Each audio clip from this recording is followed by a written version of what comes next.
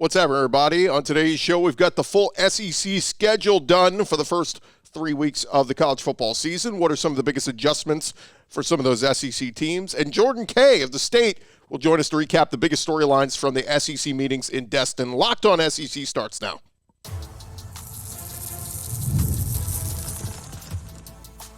You are Locked On SEC, your daily podcast on the Southeastern Conference. Part of the Locked On Podcast Network, your team every day.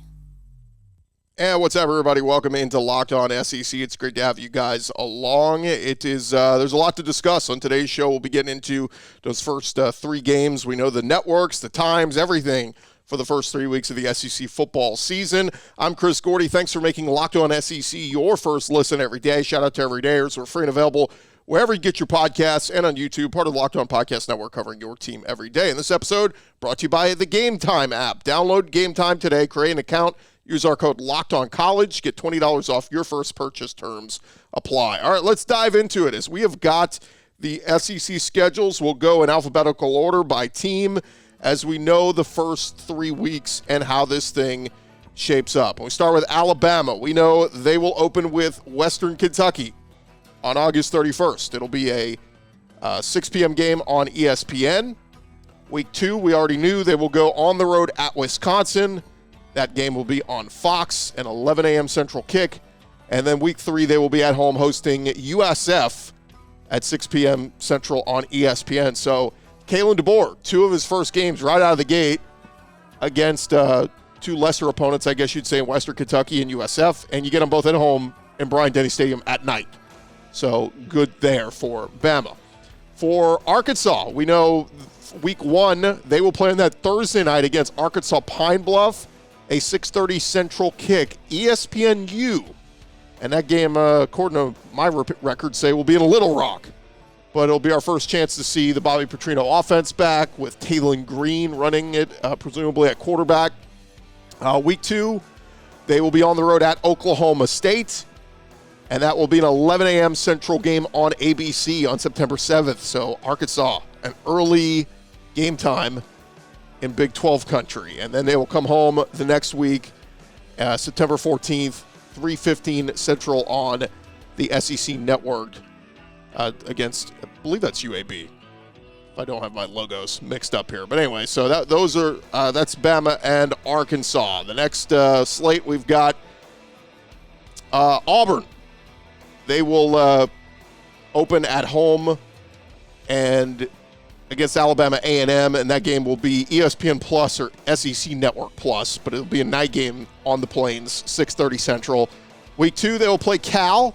That game has been set for 2:30 Central on ESPN2, so you get that traditional CBS time slot, but it's ESPN2 now.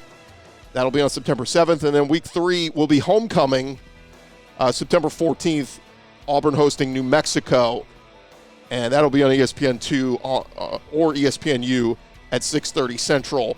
So good thing for Auburn and Hugh Freeze there. First 3 games all at home at Jordan-Hare, and only 1 afternoon game. The other 2 are night games. Florida, we already knew week 1 they're playing that 2:30 Central, 3:30 Eastern game on ABC against Miami on August 31st. Week 2, they will play a night game against Samford, 7 p.m. kickoff Eastern, and that'll be ESPN Plus or SEC Network Plus. And then week 3, a big one with Texas A&M coming to town. That'll be a 3:30 Eastern game on ABC, September 14th. Georgia, of course, we already knew they open up on August 31st against Clemson. That 11 a.m., 12 Eastern game on ABC from Atlanta. And then it's kind of a snooze fest the next 2 weeks for Georgia. Week 2, September 7th, they'll get Tennessee Tech. It's a day game. Be a 2 p.m. Eastern game on ESPN Plus.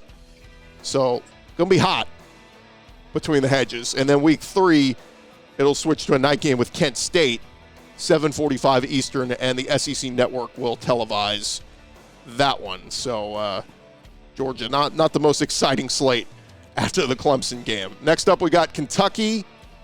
They will host Southern Miss week 1 on SEC Network at night, 7:45 Eastern kick, so a little bit of a late game there. Week 2, they will play South Carolina. We knew about this one, 3:30 Eastern on ABC. And then Week 3 against Georgia, 7:30 Eastern on ABC. So all three first games for Mark Stoops this season, all at home, and 2 of those night games, one of them an afternoon game, but 2 of them nationally televised broadcasts on ABC. If Brock Vandegrift's the real deal, man, could certainly grab some national attention. Over at LSU, we know they open with USC Week 1 on that Sunday night, 7:30 Eastern on ABC. And then their next 2 games, we know Nichols will be a night game in Death Valley, 6:30 Central. That'll be on ESPN Plus or SEC Network Plus. And then Week 3, LSU goes on the road at South Carolina, an early bacon and eggs game, 11 a.m. Central, 12 Eastern on ABC. LSU at South Carolina. So an early kick there. Is LSU maybe sleepwalking in that one? We will see. Next up, Mississippi State. We know they will open with Eastern Kentucky. It'll be a 5 o'clock Central game on Saturday, August 31st. So going to be still pretty good daylight, pretty good heat there in Starkville. And that'll be on SEC Network Plus. Week 2, they are at Arizona State, and that'll be a late one for folks in Starkville because they're playing out in Tempe, Arizona. On ESPN, 9:30 Central kick for those watching back home. And then Week 3, September 14th, they will host Toledo. That'll be 6:30 Central, and that'll either be on ESPN2 or ESPNU. We'll get to the Egg Bowl in a little bit. That game was announced as well. Mizzou, they'll open also on that Thursday, August 29th, just like Arkansas. They'll play Murray State, 8 p.m. Eastern on SEC Network. So Mizzou, Murray State gets the SEC Network that night. Week 2, Mizzou's home for Buffalo. That'll be 7 Eastern on ESPN Plus. And then Week 3, they get Boston College. That'll be an SEC Network game at 12:45 Eastern. So a daytime game for that one in Como. Ole Miss, we know their schedule. They will play Furman Week 1 at 6 p.m. on streaming ESPN or SEC Network Plus. Week 2 will be Middle Tennessee. That'll be a 3:15 Central game. And then Week 3 at Wake Forest, 5:30 Central, 6:30 Eastern on the CW.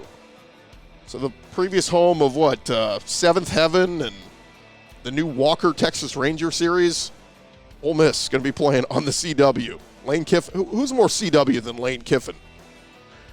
All right, next up we got kind of working backwards here. Oklahoma. Their game times were announced.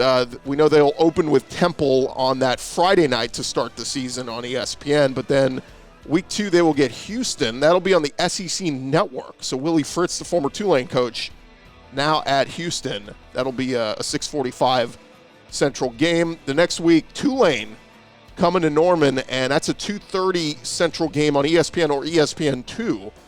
Last time Tulane played Oklahoma, that one was very close. Next up, we got Texas. We know they open with Colorado State, 2:30 Central on ESPN.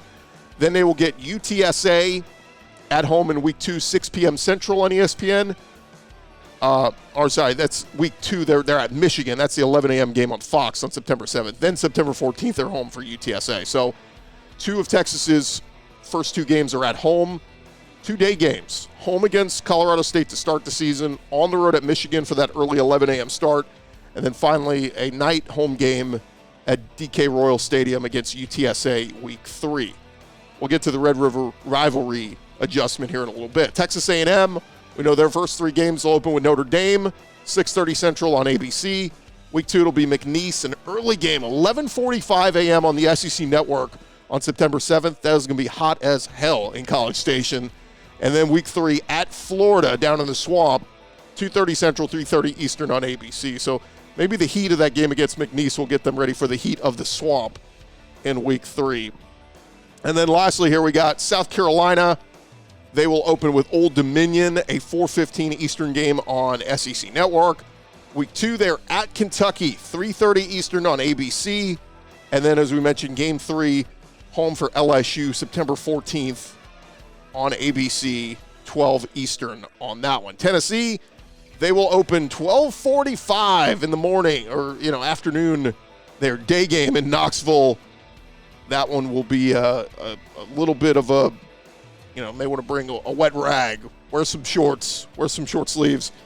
Week 2, we know they will go to Charlotte to play NC State, 7:30 Eastern, and then they come back home on September 14th, 7:45 Eastern on the SEC Network.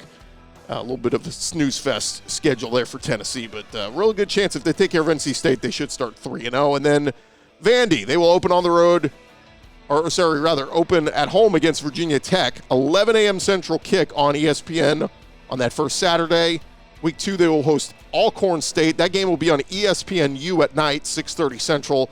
And then week 3, they're at Georgia State. That'll be a streaming game on ESPN Plus, 6 p.m. Central. So there you have it. Those are the schedules for the first 3 weeks. Now, some other announcements that were made. We've got Oklahoma and Texas. We know that the Red River rivalry, first game as SEC members, will kick off at 3:30 Eastern, 2:30 Central on October 12th on ABC or ESPN. That's traditionally been an 11 a.m. local kick, but they move it back to 2:30, giving fans some more time to get liquored up. The Georgia Tech game played at the end of the year, that is moving to Black Friday and in prime time on ABC. So Georgia Tech getting a little bit more love at night on Black Friday. The Egg Bowl and between Mississippi State and Ole Miss is shifting off of Thanksgiving and onto Black Friday. So we won't get that one on Thanksgiving night anymore. That's moving to Black Friday. And then the Rebels and Bulldogs, they will kick off 2:30 Central on November 29th. That'll be televised on ABC. And thought this was kind of interesting. Texas A&M athletic director Trev Alberts said that A&M does not want to play future games against Texas on Thanksgiving Day. That was a long-standing, game that they used to always play on Thanksgiving. This season, of course, they'll play on Saturday, November 30th. So, it's one of those things where it's like, okay, we're moving the Egg Bowl off of Thanksgiving, so who's going to take that slot? Some people are going, well, hey, let's put Texas and Texas A&M there. Trevor Albert says he does not want to do that. So that one will be interesting. And then for only the second time since the annual series began, Arkansas and Mizzou will not play on Black Friday. 2 other kickoff times were announced on Thursday. Arkansas, like we said, at Oklahoma State, playing at noon on ABC early in the year. But yeah, Arkansas and Mizzou will not play on Black Friday. So you get the Egg Bowl and you get Georgia Tech on Black Friday this year. A couple other tidbits here before we get our guest in, Jordan Kaye. For those wondering when the rest of the SEC schedule will be released, the full slate will drop at 1 p.m. Central on Tuesday, June 11th. They will air that on SEC Network. So the full slate of all those early games that, so you'll kind of know when, if you're playing an early game, you'll get the announcement here real soon.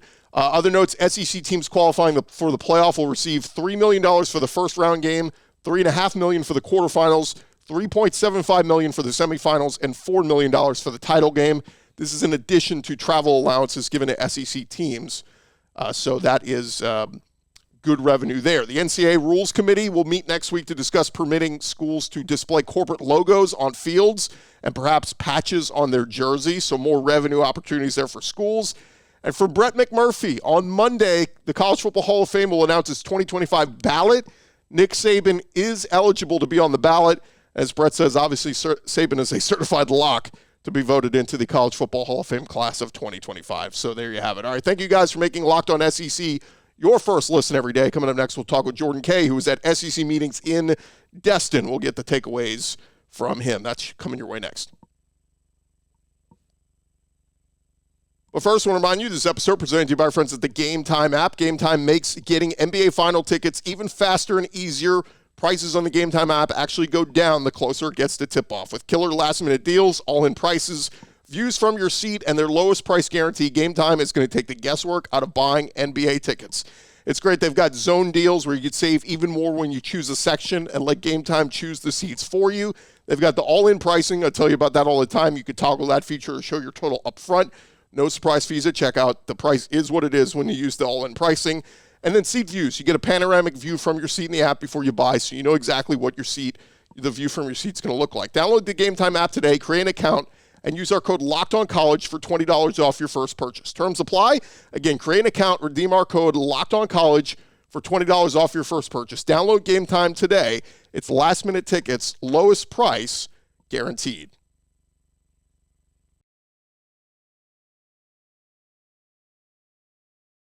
We're along here on Locked On SEC, and obviously we've had a ton of storylines coming out of Destin this week from the SEC meetings. And joining us now on the line, a guy who's down there in Destin, or leaving Destin now as they conclude SEC meetings there, as Jordan Kaye of The State newspaper there in Colombia, South Carolina, joins us. Jordan, welcome in, man. I know you're driving back from Destin, but appreciate you taking some time.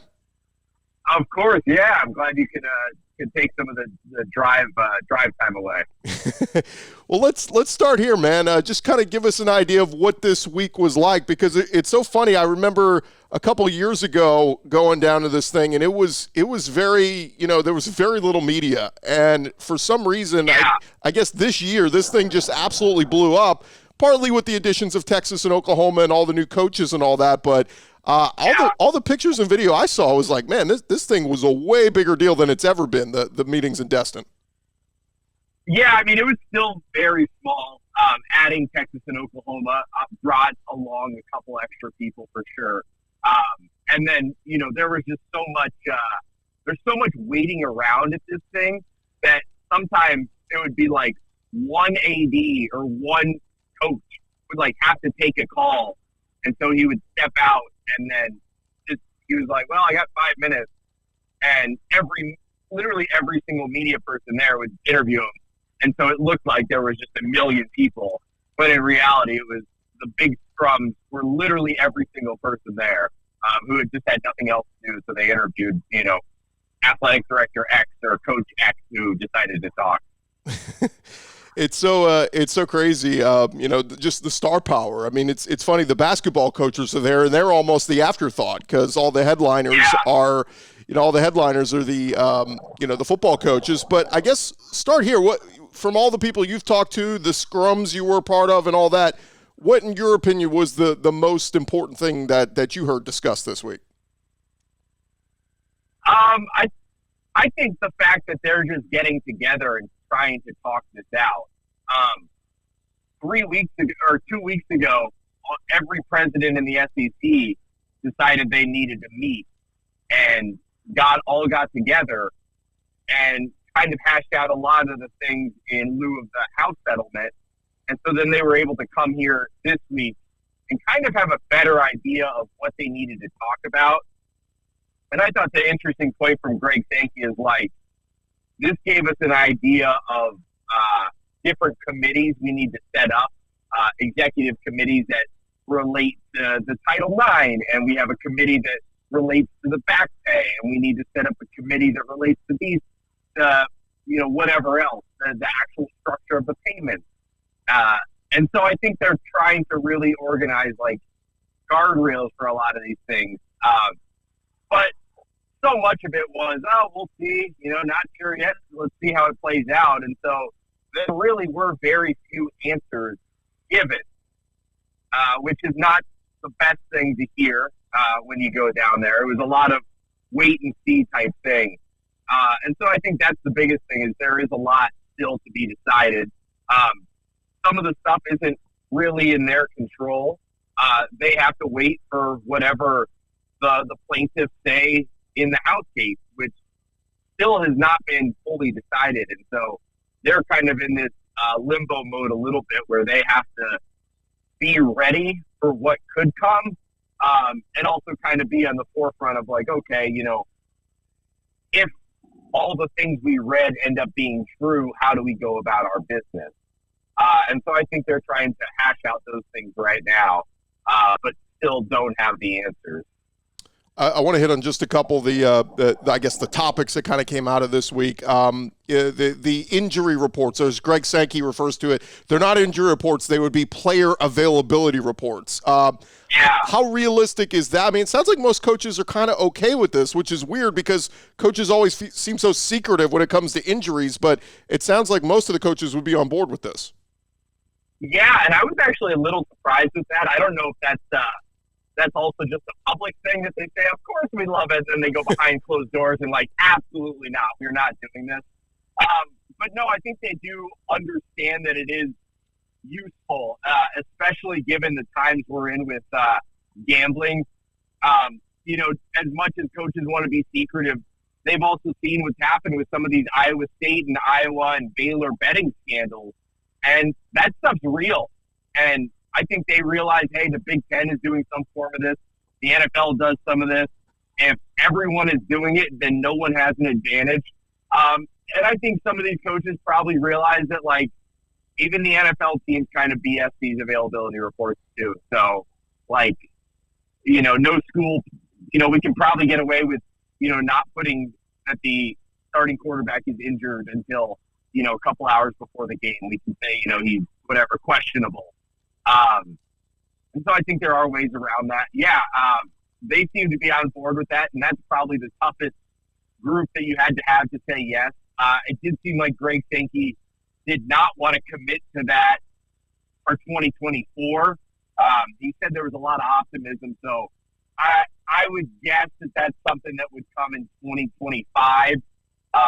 And perhaps if the discussions just really ramped up here in the next couple months, then maybe they would be added to 24. But he really did not want to commit to that or even discuss the possibility of the availability reports being a thing this season.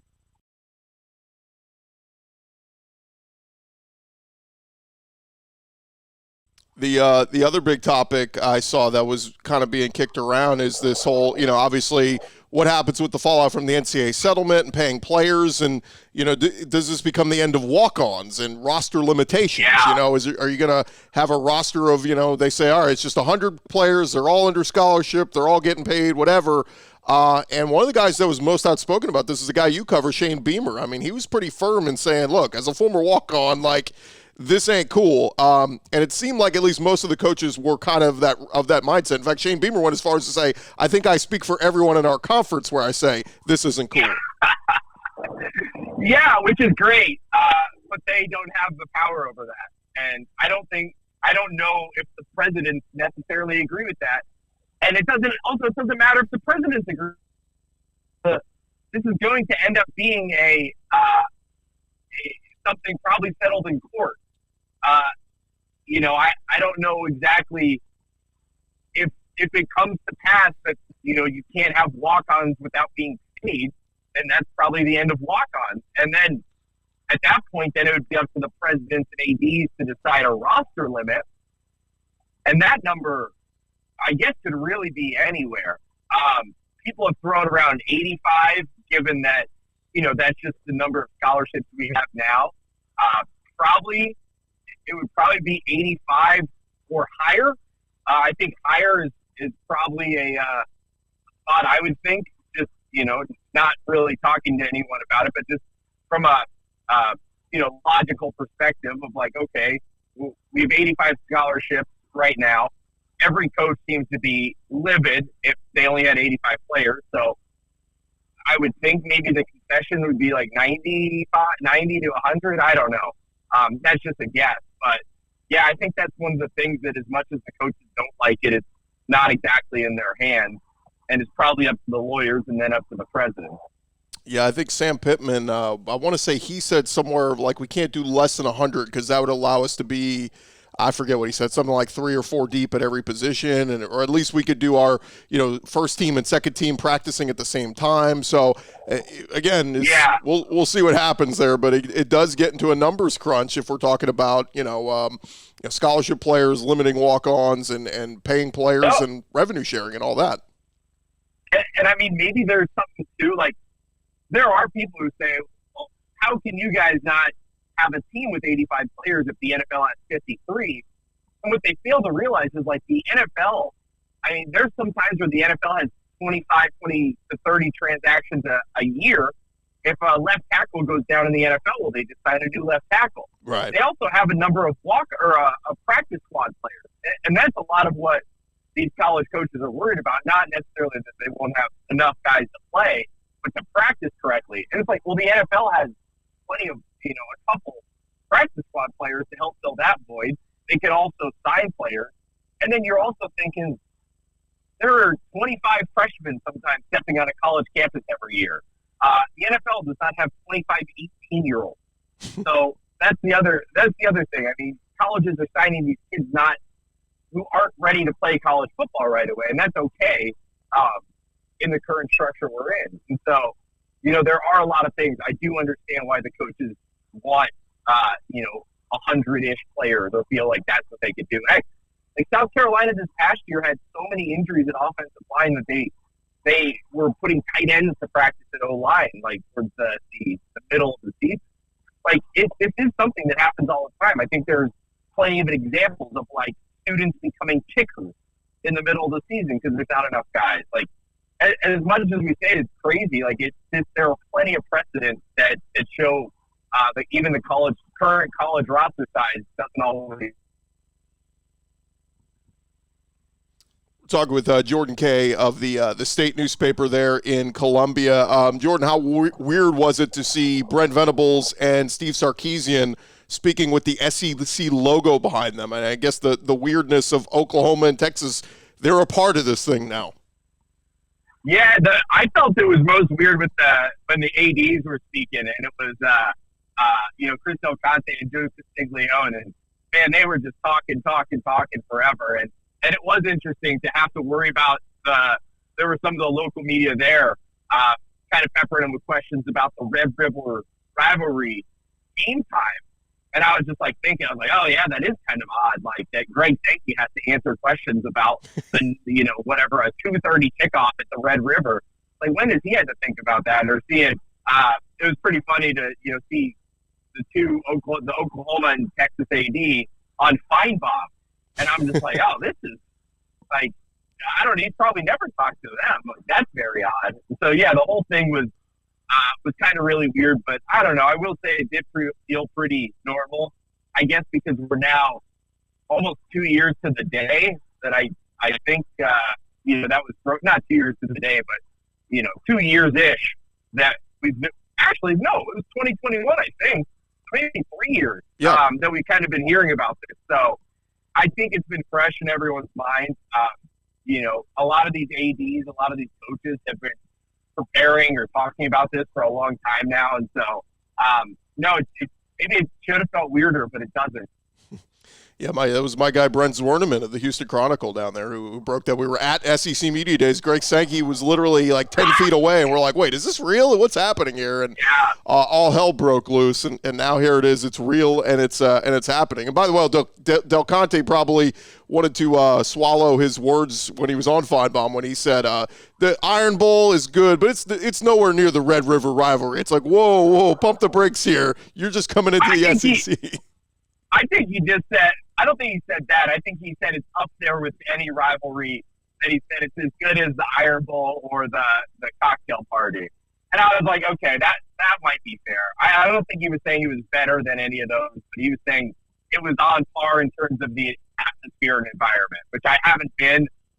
But from everyone who has been to a lot of those, they will say there are 300,000 people at a state fair that somehow a college football game happened inside of. So well, I'm just glad I'm glad they're moving it to 2:30 because look, no big important football game should ever be played at 11 a.m. Central. Come on, it's got to be big and it's got to be later, I didn't think that there were people who enjoyed that, and then I saw some people tweet about it, and I was like, oh, there was a whole other faction of people that loved that, and I was like, oh, I never met any of them. Yeah, I was on the West Coast for so many years, and man, it was brutal to like try and get up to watch that game. Like sometimes in college, I'm pretty sure I slept through a quarter.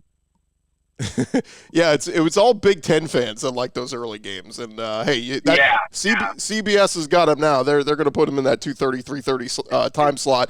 Talk with Jordan Kaye of the State in Colombia, and I guess last thing here for you, Jordan, we saw the schedules. We got the schedules and the times for the first 3 weeks of the season. Anything kind of stand out to you from game times or matchups or anything like that? The thing that stands out to me the most is Greg Sankey mentioned it a couple days ago, and I had never really thought about it. And maybe it doesn't matter as much, but under the last TV contract, the SEC had only 14 games a year on what would we call it? The linear television, the national ABC, NBC, CBS, Fox. Right. They only had 14. Through the first 4 weeks, they have 11 on those channels. Wow. Somehow South Carolina has two of them, which kind of baffles my mind. But I think that shows you, like, hey, there are going to be a lot more of these, and it's not going to be as rare for your SEC team to be playing on an ABC or a Fox. I suppose the Fox was I think it was LSU or Georgia and Michigan. So that was why it was on Fox. So because it's a Michigan home game. But you're going to be able to, if you have linear television, you're going to be able to get your SEC team on ABC more than you would have seen them on CBS. So I thought that was really interesting. And I was talking with some other people, and I was like, does it even matter anymore? Like, I don't know. I don't know that it does. I feel like there's probably most of the people who have access to ABC probably also have access to ESPN, but maybe they don't. And maybe it is going to be nice for the folks who don't have cable or don't have ESPN Plus, that, hey, we can go to every sports bar or every home basically in America and know that, we can watch our game more than we would have last year. Well, and hey, there's some people whose grandma or grandpa might still do the old bunny ears antenna on the TV. So, it opens a whole world for them. They can watch some more games. And it is funny you mentioned that because I'm thinking in my head, well, wait, CBS had a game every week. But yeah, like opening day, like first Saturday, there's a triple header of SEC teams on the ABC. Like it was a morning, a midday, and a night game. So right there, that's 3 games on a national ABC. So that's pretty cool. They only had 2 double headers, I think, all year. Yeah, with the CBS team. Yeah, and I love that they said they're going to announce in July what the early games for the whole year, so people can kind of plan out their schedules and travel and all that. And I like that a lot because there's nothing worse than finding out a week and a half prior, hey, you're getting an 11 a.m. kickoff, and you're like, God, this sucks. But at least you could plan for it. Last thing for you, Jordan, because this came down late on Thursday, that the NCAA has agreed to end transfer rules permanently. Athletes who lost eligibility will have a year restored. What's going to be the fallout of this? Because, man, now it just seems like willy-nilly transfer all you want. I didn't think this was as massive as the decision, I think, a couple months ago to end the one-time transfer rules. I think once that went away, then it was basically like the Wild West, per se, where coaches kind of realized, like, literally my guy can keep transferring anytime. So I didn't think this one made as much of a deal. What is the difference between this and that? That if there was a guy who transferred and had to sit out a year, that now he just gets that year, but who was sitting out a year because of transfers? I don't think that applied to too many people, did it? No, but I think the thought was that might come back. The words I saw printed basically said with this, they have permanently ended the restriction of transfer eligibility. So as far as I understand it, like nobody will ever have to sit out again ever for transferring. Oh my God. I mean, it's good because there were so many times, if you go and look at it, some of the one-time transfer, under the one-time transfer rules, there were people that the NCAA decided just shouldn't be allowed to transfer twice, and then others that were allowed, and the rationale contradicted itself and lacked much common sense a lot of the time. So I think this is where we were heading. I think it probably doesn't surprise too many people, and will just become the norm in a couple of years. Yeah, I think the funniest was reading, a kid that entered the portal a few weeks back, and it was like Nebraska guard. And I'm looking at him, and I'm like, wait, he didn't have any stats in Nebraska. Wait, he was at Auburn last year. It's like, well, he never played at Nebraska. He was only there from January through April. And I'm like, my God, this is like my brain can't handle how many times some of these kids have transferred already. Like 4 times in an offseason is nuts.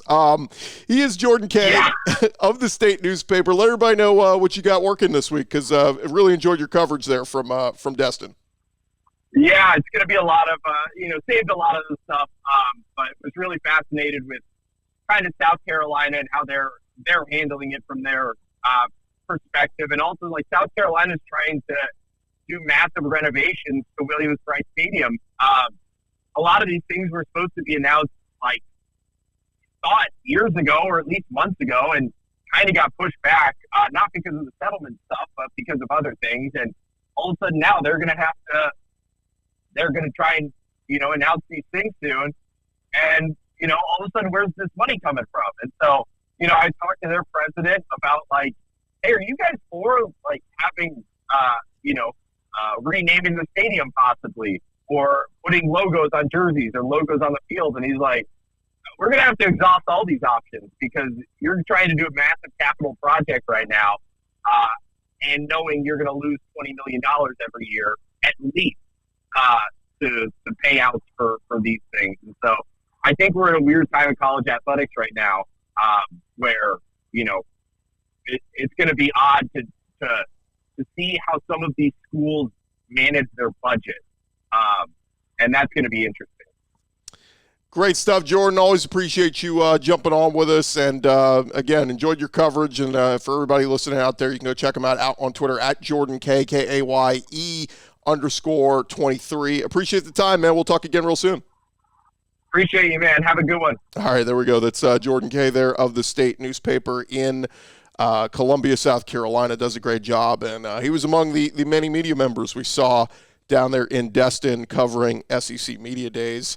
And appreciate him for joining us. Hey, before we get out of here, did want to mention there is a story out there on the SEC and Netflix with a documentary series. Basically, the report says the SEC and Netflix are closing in on a contract for a docuseries on the 2024 college football season. This is from Seth Emerson and Andrew Marchand of The Athletic. And basically what it says is, they reported Thursday at the conference and Netflix are closing in on a deal for a docuseries that will capture the upcoming campaign much in the same way Drive to Survive and Full Swing did for Formula One and the PGA Tour. It will obviously be a season to watch in the SEC with Texas and Oklahoma coming in, but it basically says the league is attempting to get the national championship back. Michigan won the national title, became the first non-SEC team to do so since Clemson won it in 2018. And there were just so many different storylines. Obviously, the Longhorns and Sooners dominating the Big 12, coming over the SEC, featuring powers like Georgia and Alabama, LSU, Ole Miss, so on and so forth. And it will be the first with the 12-team college football playoff. And a lot of people think multiple SEC teams have a chance to get in. Georgia, obviously the best chances, presumably on a lot of people's list, the number one team in the country. So anyway, going to be fun to see what this is. How do they mix it? I mean, is it going to be all the teams featured? Is it just going to be a couple? Are we going to tell stories of different quarterbacks? I don't know.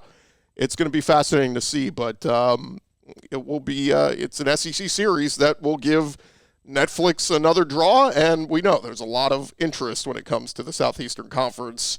And ESPN, who became the SEC's exclusive broadcaster this season, is reportedly all for a Netflix series. So they will presumably give them the broadcast rights to their footage or whatever, and we'll see what this looks like. That's going to do it for this edition of Locked On SEC. Thank you guys so much for making us your first listen every day.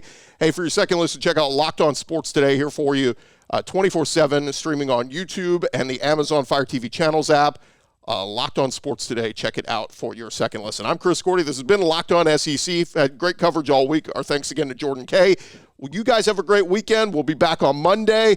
If your baseball teams are playing this weekend, best of luck to all the SEC teams out there in the regional rounds, and let's see how many teams we can get into the Supers. We'll talk to you guys on Monday.